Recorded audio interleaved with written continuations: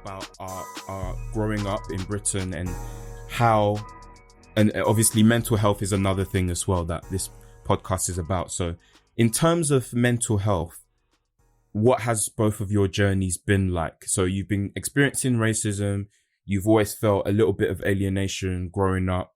You've been getting used to it. Were there any turning points in your lives when you realized, actually, you know what?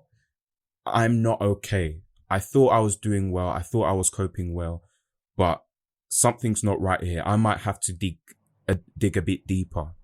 I'll let any of you start. Well, no. Are you calling me up? For me personally, this conversation is a blessing because it allows me the opportunity to share a little bit about what it is to be totally against the system. And I was that guy. I was a young man walking around with a hammer in my hoodie, smashing up CCTV cameras and parking lots of machines because I thought I was a revolutionist and a revolutionary, and I filled my head with garbage in order to take down Babylon single-handedly. I would make note of MPs and police officers in my area and strategize how I would take them out.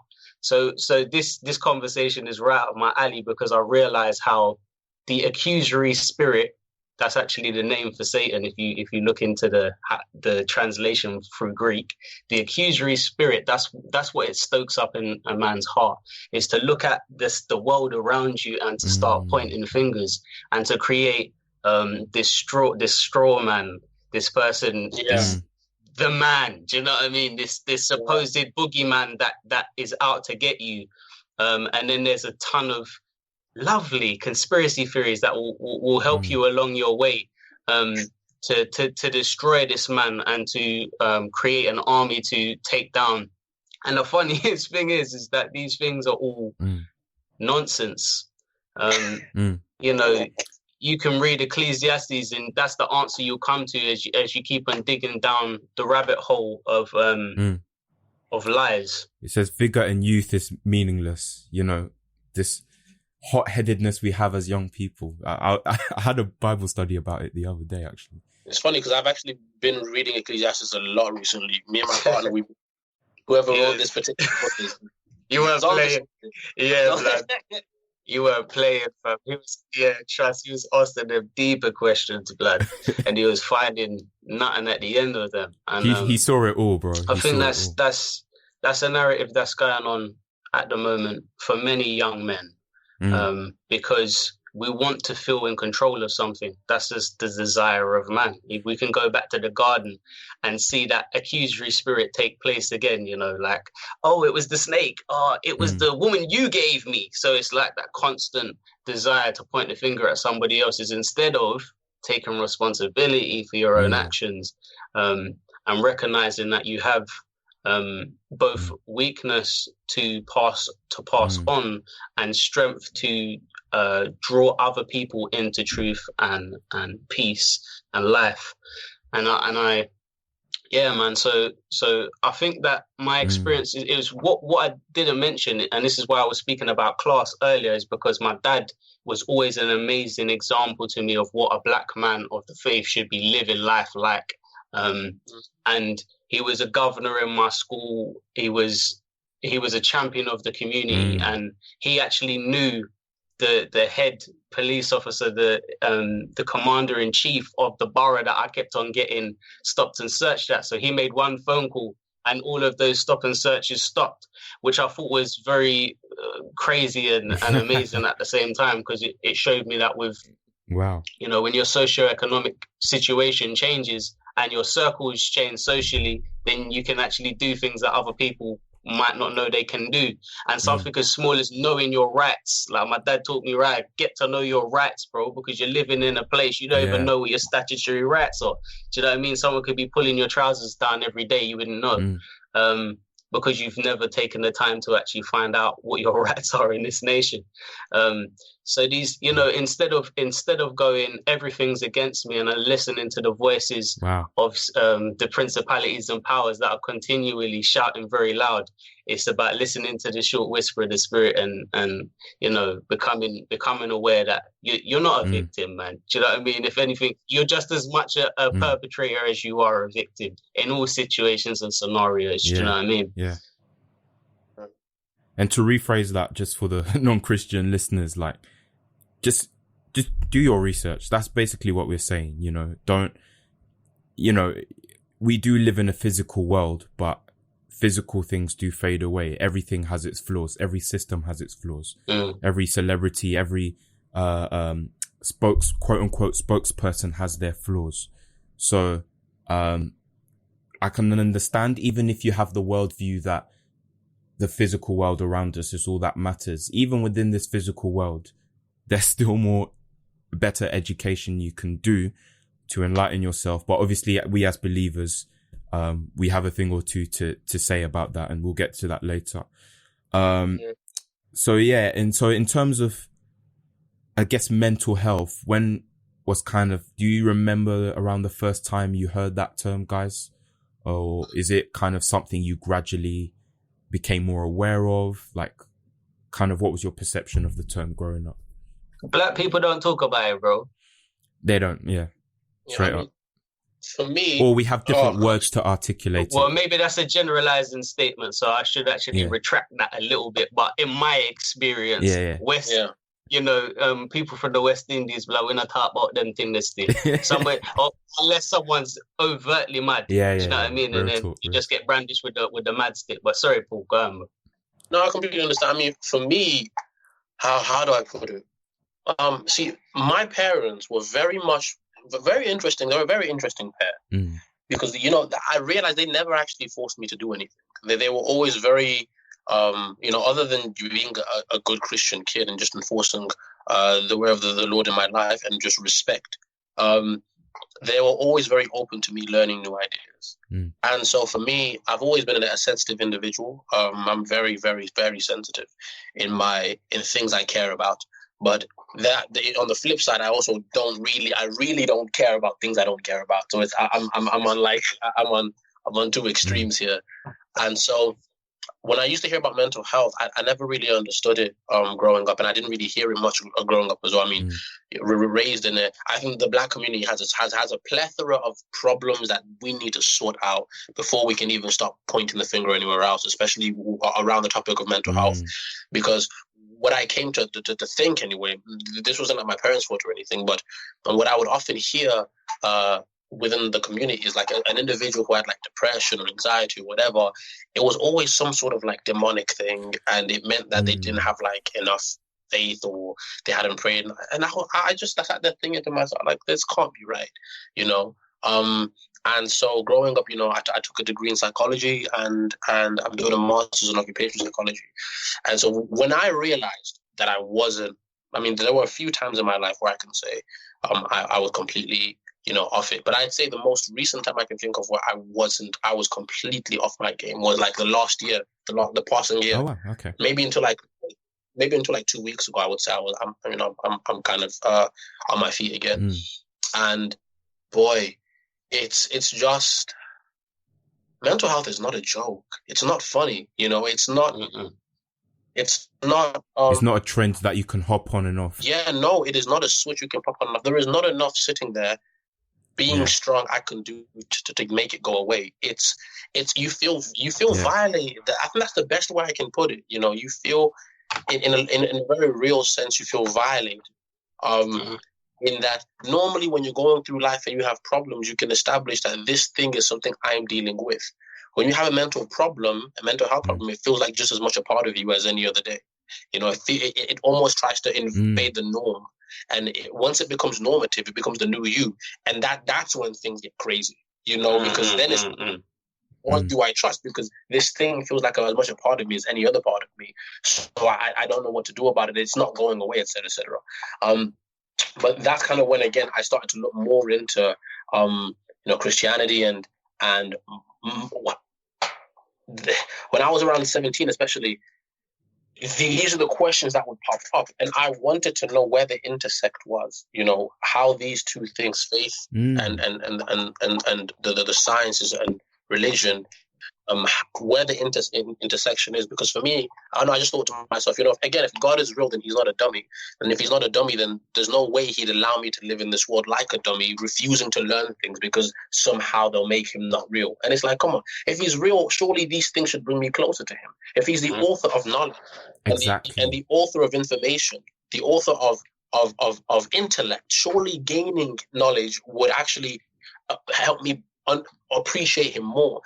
All the exactly, the scientific revolution, all the scientists who were big in the day that kind of brought the world to what it is today, were all Christians and believers. So clearly, it was their faith that inspired their curiosity. Exactly, it was their faith in I've been doing the Alpha course with my church online, and I think it was about 2 weeks ago, we looked. What I love about the Alpha course is, shout out Nicky Gumbel and the whole team. Like, they delve into the stories of great people who have, they've engaged in the secular world. They're known as good scientists. They're known for their expertise in their fields, and it makes it very clear that our faith is reasonable. There's reason behind it. There's inquisitiveness that can be accommodated in our faith. So yeah, I really relate to what you just said there, Paul. So, sorry, carry on. And so, so once I found out what the intersect was, and how these things so beautifully merge together, it became all knowledge is the Lord's. Yeah, it became much easier to deal with my mental health issues. But I mean, again, the last year was a whole new kind of beast. It was a whole new kind of war. Okay. I can't even. When you're going through something so ridiculous, you don't even know how to explain it. You just don't know why or how, and it's just there. You're here now. Don't know how or why, but here you are. You're here now. You're depressed. You're anxious. You're taking long walks at midnight. That was me for the last maybe 8 months. But God has been good. He's shown me that ultimately, regardless of how much knowledge we do gain, he still remains God. And I think that kind of goes back to what you were saying in the beginning, Art, this idea that, we know God as Jesus as our Savior, but we don't know him as our Lord. And I guess for me, the problem might have been was that, you feel like the more knowledge you have, the more you can kind of outwit God and kind of just like find your own way. Yeah. And I think for me, he kind of explained to me that as much as I know, it all points back to him. All of it, regardless, it doesn't matter how far, it just all point. When you look at it, it just all points back to a foundation that is solid, that is rigid, that gives you a sense of self-worth. Beyond these positive thinking self-help books who tell you can think it's reality. Like beyond all of that, and beyond all this, all this law of attraction stuff that you find, God is ultimately. The new age. Yeah, the new age stuff. God is ultimately the most sound a foundation through which you can grow. And reestablishing that really gave me the confidence and realization of who I am, and helped me kind of come out of that, by God's grace. But over my life, I've learned very, very well that mental health is not a joke, and you have to, you as an individual need to, it is your prerogative to keep yourself mentally stable, because what it really comes down to is what you choose to believe. Because as far as feelings are concerned, you feel the same way. Like your feelings are not intuitive in the sense that your feelings aren't intelligent. They don't think, they just do. Right. And so you as an individual have to get to the point where you constantly train your mind to focus on what's worth thinking about and what's worth focusing on. And at a certain point, as an adult, especially as a child, you don't feel the need to constantly take care of your mental health because you don't have the weight of the world on your shoulders. You live absent-mindedly and free without responsibility. As an adult, that's completely different. And so you have to take initiative. So for me, I have like notebooks and gratitude notebooks. I write every day. I write about something I'm grateful for, and I journal. I constantly spend time in the Word. It's an exercise, but that's how I have to. This is the new me. This is me now. And I bro, that's so good. It was the hardest thing to accept. I can't lie, because for a while I felt weak. I felt like, man, I need a journal now to feel better about myself. Before, like years ago, I didn't even need to think about it. It would just go away. But now I got to do it. But then you realize that life is the only constant in life is change. And if you continually hold on to how you used to be, you'll never be able to appreciate who you truly are now. Yeah. And so that's where I am now. I'm still covering this new. I'm blossoming again, you know. And it's been difficult, but God has been so gracious. He's given me a good support system. And he's been very merciful, and you know I'm here now. So, going on. Awesome.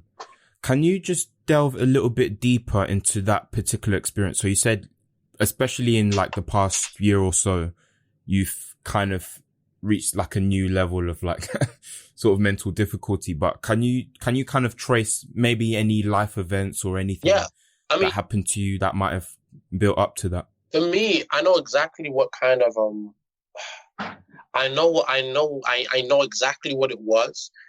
The thing that stressed me out is that I don't know why it affected me so much. And the basic principle was, so what happened was, I think maybe 2 years ago now, I was in my first like proper serious relationship, like proper. And what happened was, it ended badly. But the issue wasn't that it ended badly, or the fact that I missed my ex, or whatever on earth, that's because I knew, by the time it ended, I was sure that the person wasn't good for me. You have someone who can be good to you, but not good for you. So, but what that did to me is it broke something inside me, you see. Because I had lived my life with these expectations of how love was supposed to be and all these Hollywood visions. And once it ended, and I put everything, I put my whole soul into something serious that basically ended in hellfire. It broke me, all my beliefs were all over the place. My ideas, my expectations, everything was shattered. My whole view of love, like everything was completely shattered, because I was like, first of all, how can I trust myself? Because it's like, you spend your whole year telling someone you love them, and then the whole thing ends and you move on. It's like, so if I ever tell someone I love them again, do I really mean it? And so you start to not trust yourself. But once you begin to doubt your word as a man, it's game over, right? It's once you question that, and once you reach a point where you can't have a serious conversation with yourself without questioning whether you believe what you're saying, that's a very weird place to be in. And it broke completely. So it wasn't even the relationship, it was the principles that came into question as a result of the experience. And that was what I started to deal with. Is now as a man, I've got this internal conflict, this cognitive dissonance, and oh my gosh, it was hard. The very foundation of how you identified as a man was being shaken. That's what, it was completely shaken. The very foundation, and I had to rebuild it again. And it was hard, like unreasonably difficult. But I feel it was so necessary, because I feel as though the old me, the one who was in the past, he wasn't ready for real love, because real love is everything you don't think it is. It's the complete opposite of what you think it is. Ryan, do you want to just piggyback from that, just from your married experience? But like, what's it been like for you? No, big up Paul, blood. Big up yourself, road boy. Paul, bro, you're taking over my podcast. It's not fair. You've got your own one, man. No. I'm joking. No, man. I just have to concur, man. With grace and peace of my heart, I just have to concur.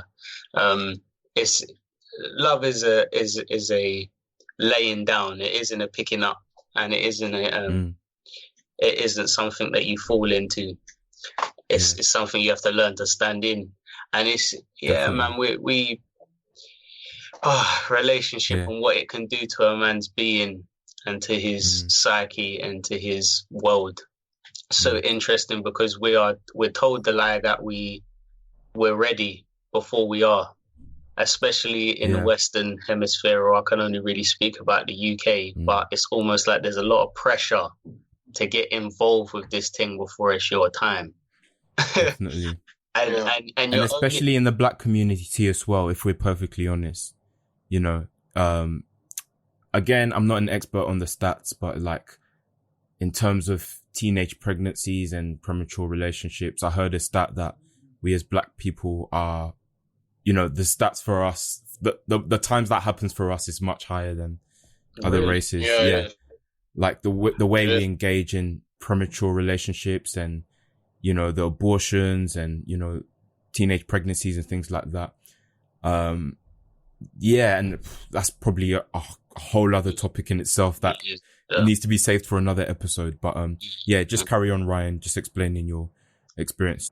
Yeah, so like many a story, for me, I got involved in a relationship when I was 15 years old, thinking that I had somehow like held myself back because of the pressures that I'd experienced from 11, kind of thinking, oh, well, I haven't, you know, just how the world thinks, man, you know, I'm still a virgin and all of these different like pressures that should not be pressures. You're 15 years old, bro. What are you talking about? You've got hip hop as well telling you one thing. You got, you know, you got the whole 9 yards there, giving you words and what you think is wisdom at the time of what you should and shouldn't be doing. And then 5 years later, that whole thing broke down, and it was a massive. It was tumultuous, man. It was a crazy experience from beginning to end. I mean, because you think you know, and your emotions are drawing you and blinding you and revealing things to you that you're not yet even ready for. And one of my friends said something the other day that never even came into my mind until very recently. He was speaking about the formulation of the brain and how your frontal lobe is not fully formed until you're 25 years old plus. And I was like, brother, like that's just like it's a biological thing that I'd never even thought about. Like I was engaging in a world and in things way like my brain wasn't even formed, bro. Do you know what I'm saying? And I was deeply, and that's not to say like if you're younger than a certain age, because we're all different and, you know, different things form at different stages of our lives. But just little gems that I think, you know, we allow culture to dictate to us. And I suppose one of the blessings I've had is to be a youth worker for all of my career and be able to tell young people to slow down, bruv, and give them, you know, peep game, bro, and never just say, listen, brother and sister, like, this is, it's not a game, you know, don't step into things before your time, because we have time for these things, you know, and you waste a lot, but there's no real wasted time in the kingdom, but just generally you do waste a lot of emotion and a lot of drive and passion and you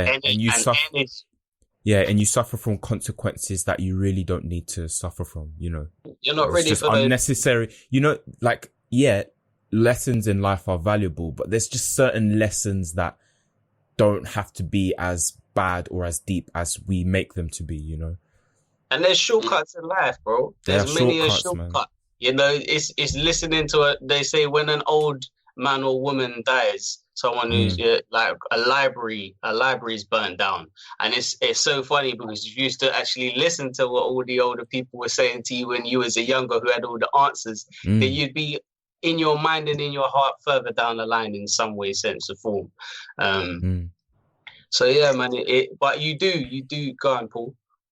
Sorry, I was gonna jump in on that. It's funny you should say that because there's a rapper called Andy Mineo. I'm sure you guys have heard of him.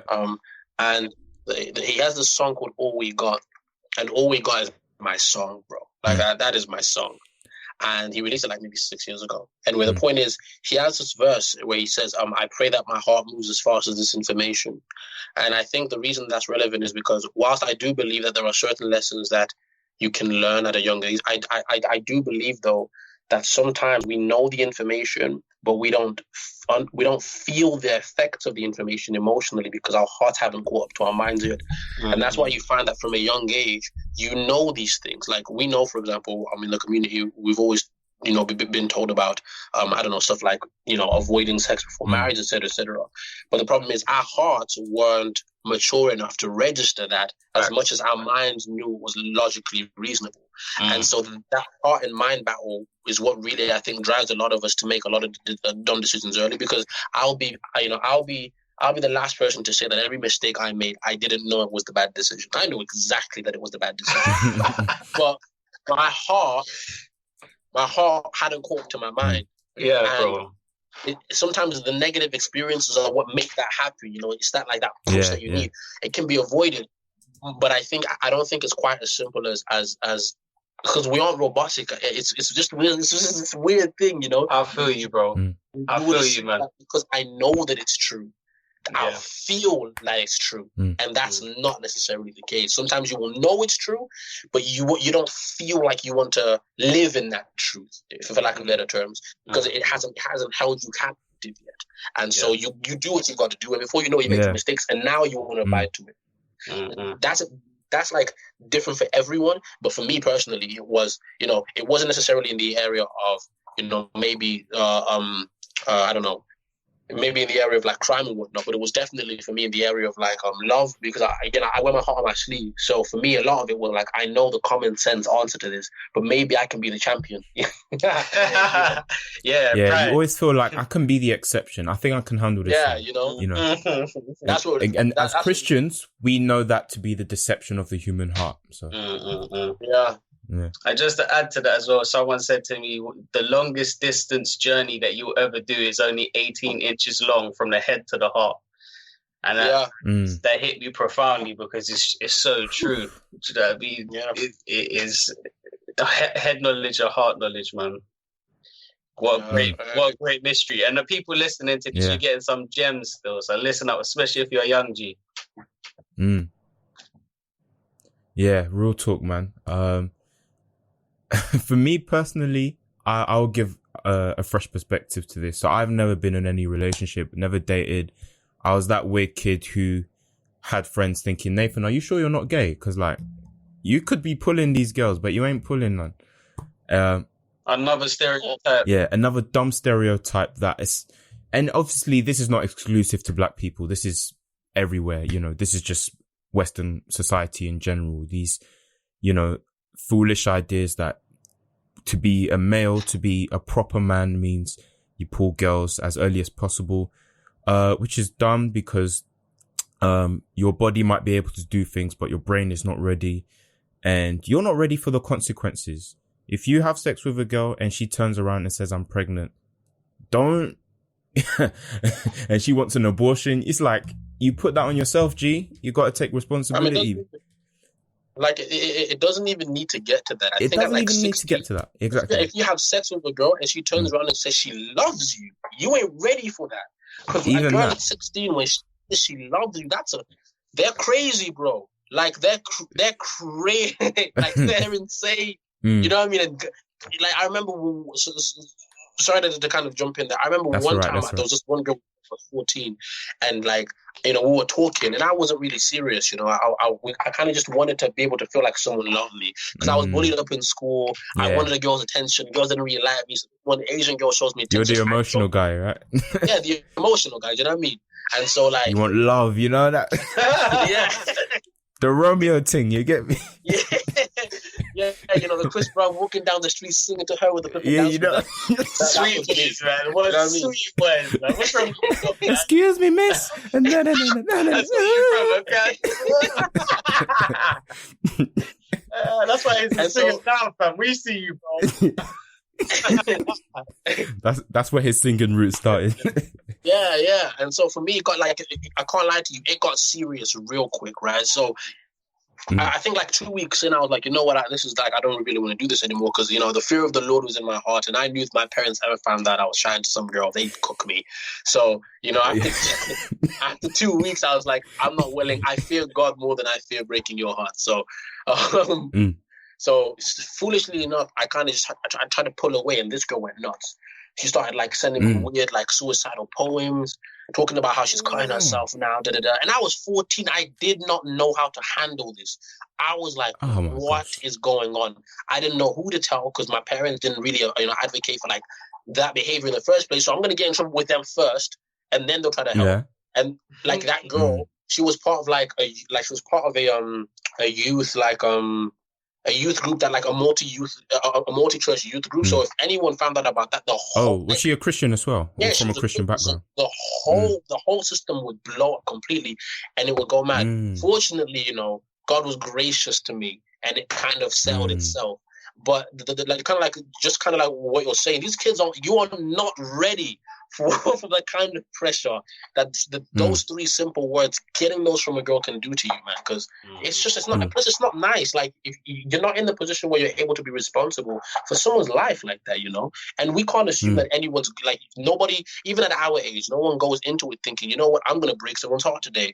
But at least be in a position where you can take care of it responsibly. When you're a kid, what do you know? And again, like, it all comes down to identity. What are your values? What are your morals? Yeah. What does it mean to really live a fulfilled life as a human being? That's why when I bring faith into every conversation, it's not because I'm obsessed with religion. It's because every world issue comes down to the human soul. Beliefs. What does it mean to be alive? What does it mean to be a man? What does it mean to love, to be fulfilled? That's why I talk about faith, So, if you're a non-believer listening to this, we're not Bible bashing. We're not here to make you feel bad about not being religious.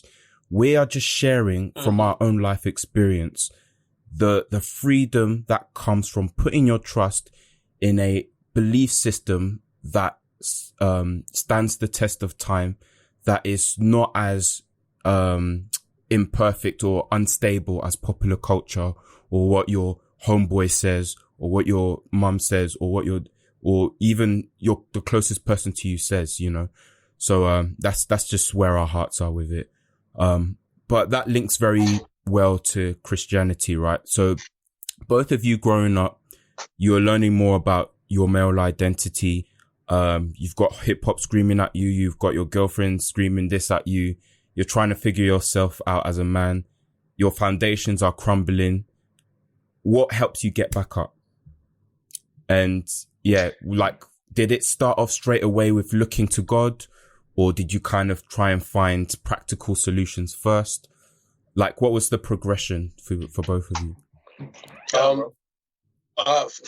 For me, it was not trying to be a hero, for lack of better words. I just, what I realized, I can't lie to you, here's what I realized very early on, maybe about 15. I told myself, listen, Paul, if you end up in a room alone with a girl and she is extremely attractive and she wants to give herself to you, you're going to do something. You're not a hero. You're not a champion. You're a male. You have male blood running through your veins. You're going to do something stupid. So how about you just don't compromise yourself by putting yourself in positions that are going to put you in that particular situation?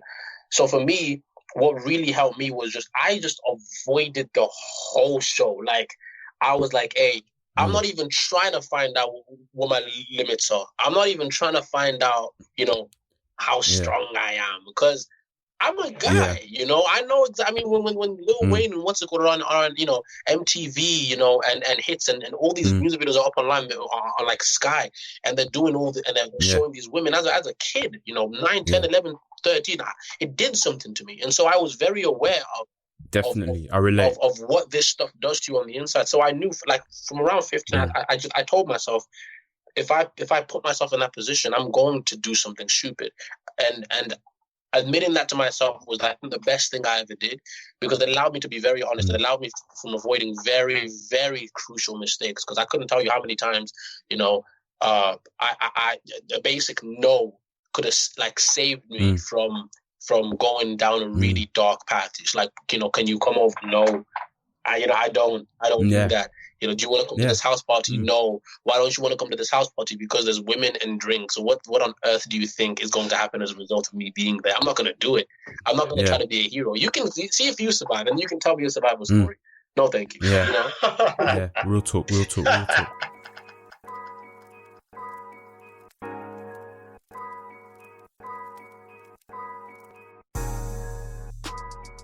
I'm afraid that is the end of this part of the conversation that I had with Paul and Ryan.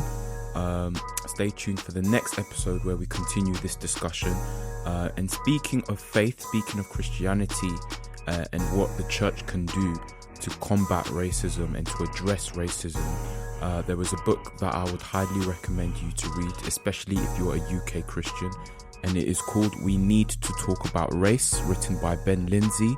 Ben Lindsay is the founder of the organisation Power the Fight, that does great work in combating racism and helping black people in various ways through various means.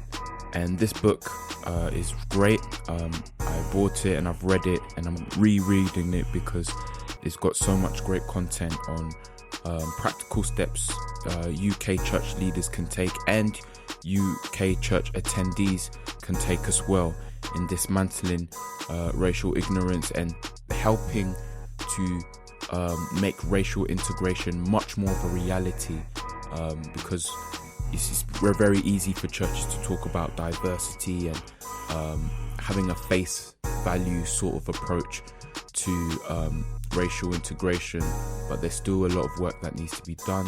And it's got great practical questions at the end of each chapter, asking black people, asking white attendees of churches and white church leaders what they can do, and it's got nice prompts, nice questions, and a few diagrams to illustrate points as well.